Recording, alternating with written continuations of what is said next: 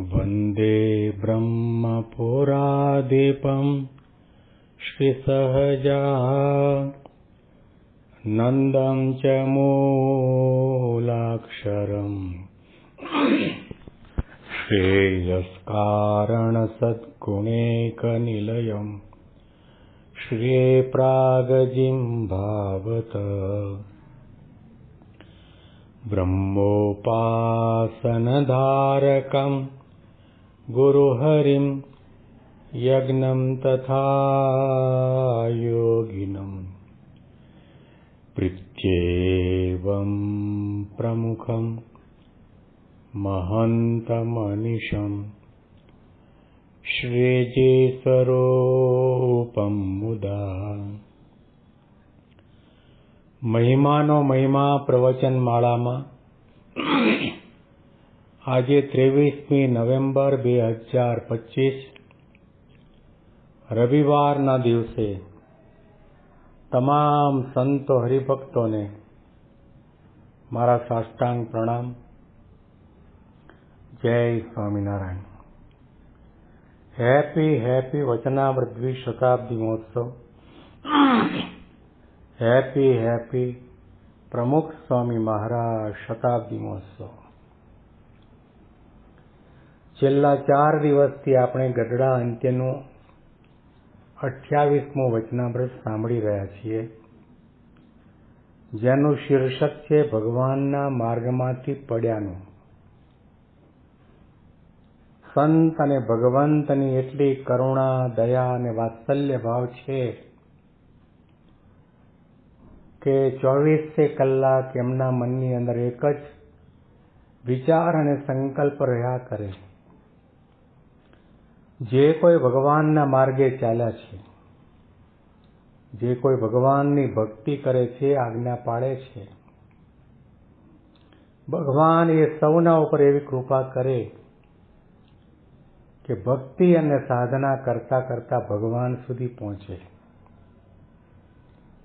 ભૂલે ચૂકે પણ ભક્તિ માર્ગમાંથી ક્યારેય પણ પડે નહીં એવો સંકલ્પ સંત અને ભગવંતને હંમેશા માટે રહ્યા કરે છે.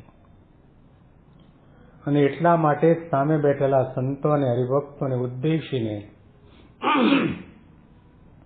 શ્રીજી મહારાજે વાત કરી કે ભગવાનની ભક્તિમાંથી 2 પ્રકારે જીવ પડે છે. સામાન્યતઃ આ ભક્તિનો એટલો બધો મહિમા છે. ભક્ત્યા તુતોષ ભગવાન ગજયુથપાય. જેણે જેણે ભજન કર્યું, ભક્તિ કરી, એ ભવસાગર તર્યા છે. ભજન કરે, ભક્તિ કરે એને ક્યારે ડૂબવાનો વારો ન આવે. કારણ કે જેનું ભજન કરે છે એવા પરમાત્મા એને કોઈ પણ પ્રકારે કરીને તારે છે. તેમ છતાં પણ મહારાજે કહ્યું કે ભક્તિ માર્ગમાંથી જીવાત્મા 2 પ્રકારે પડે છે. એક તો શુષ્ક વેદાંતના ગ્રંથ સાંભળે અને સાંભળ્યા પછી બીજા આકારને ખોટા માને.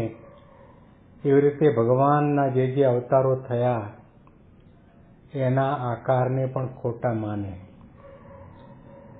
એવું કહેવાવાળો, માનવાવાળો, લખવાવાળો મહારાજે કહ્યું કે એવો જે શુષ્ક વેદાંતી છે એ અતિશય અજ્ઞાની છે. જ્ઞાન એને કહેવાય કે જે જ્ઞાન દ્વારા પરમાત્માનું સ્વરૂપ સમજવામાં આવે, જે જ્ઞાન દ્વારા જીવાત્મા સંસાર સાગર તરે, વાસના મુક્ત થાય અને ભગવાનના ધામનો અધિકારી બની જાય, એ વેદાંત સાચું અને એ જ્ઞાન પણ સાચું.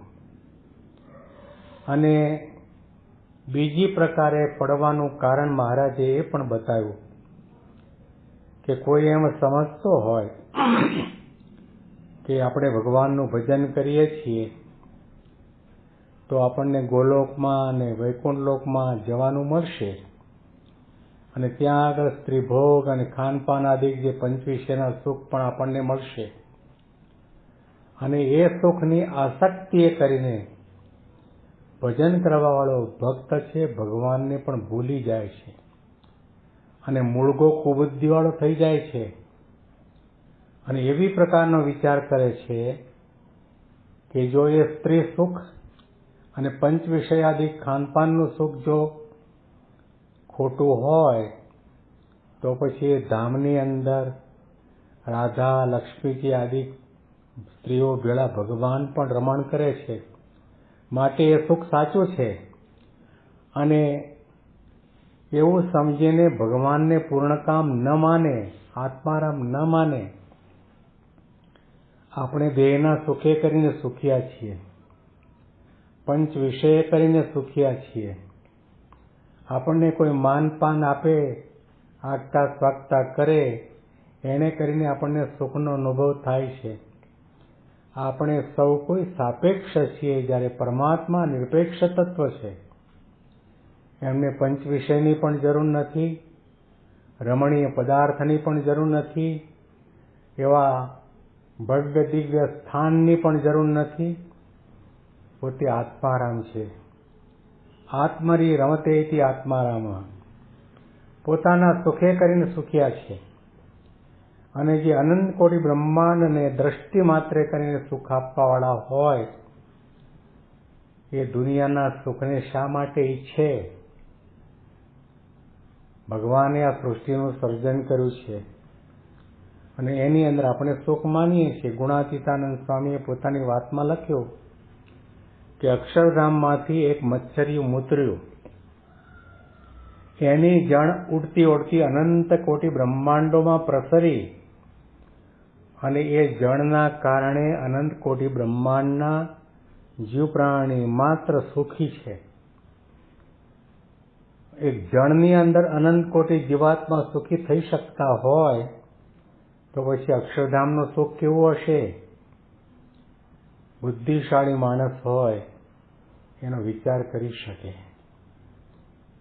જેને સંત સમાગમ કર્યો હોય, સંતોના વચનમાં વિશ્વાસ રાખ્યો હોય, ભગવાનના મહિમાના શબ્દોને ધાર્યા હોય, વિચાર્યા હોય કે ભગવાન તો પૂર્ણ કામ છે. ભગવાનને કોઈ પણ પદાર્થની, કોઈ પણ વ્યક્તિની, કોઈ પણ પંચ વિષયની લેશ માત્ર પણ જાગ્રત સ્વપ્ન સુષુપ્તિ અવસ્થામાં અપેક્ષા નથી. પણ અજ્ઞાનતાના કારણે આવી પ્રકારનું જે માનતો હોય એ પણ ભગવાનના માર્ગમાંથી પડે છે. કારણ કે એના માટે ભગવાન ગૌણ થયા.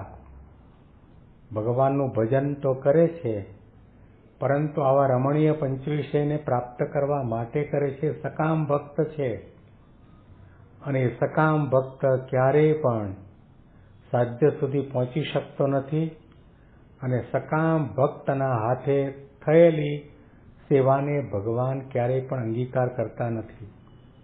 એટલા માટે મહારાજે કહ્યું કે કેવળ અને કેવળ ભગવાનને પ્રસન્ન કરવા માટે જ સેવા ભક્તિ સત્સંગ કરવા. પરંતુ દુનિયાનું સુખ મળી જાય, સત્તા મળી જાય, સ્વર્ગલોકમાં જવાય, ત્યાં અપ્સરાઓ સાથે રમણ થાય, આવી પ્રકારના જે મનસુબા થતા હોય તો સમજી લેવો કે સકામ ભક્ત છે અને આજે નહીં તો કાલે એ પોતાના ભક્તિ અને આધ્યાત્મિક માર્ગમાંથી પડવાનો. આના અનુસંધાનમાં વિશેષ મહિમાની વાતો આપણે આવતીકાલના પ્રવચનમાં સાંભળીશું. તમામ સંતો હરિભક્તોને મારા સાષ્ટાંગ પ્રણામ. જય સ્વામિનારાયણ.